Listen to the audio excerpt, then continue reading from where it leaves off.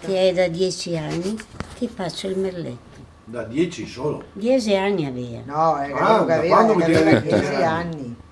No. Sì, sì, 90 anni di Dopo lavoro. qua manca il lavoro andai a Che poi, vedi, è un'arte che a un certo punto, anche se si impara e dopo non piace più di tanto, quando che si diventa più anziani, Torna.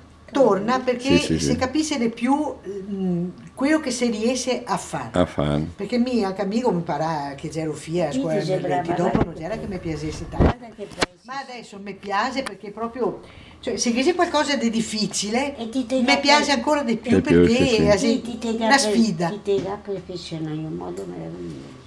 Ma perché mi piace vedere cosa che... E se non mi viene fuori come che voglio, Se desfo. venivo l'anno passato una tosa che stava fuori dell'Italia e la alloggiava qua da Mario.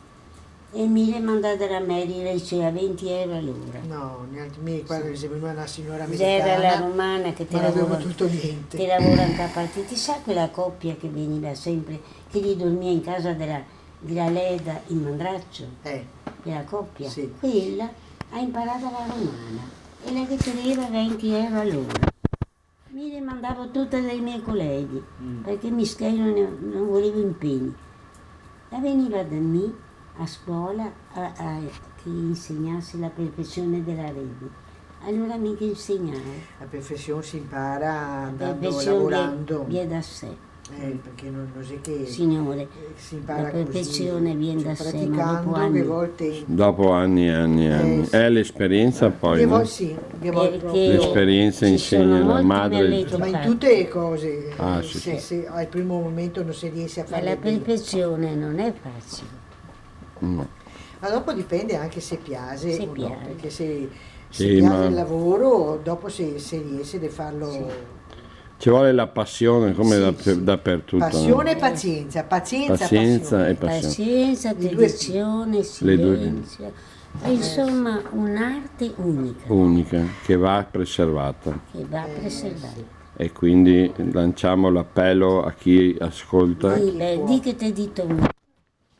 A chi può. che bisogna salvarlo sto merletto. Voglio mangiare un biscottino nostro? Guarda che si la saggia. Buranelli. Sì, magari adesso quando che abbiamo finito, volentieri. Grazie. Guarda che bello.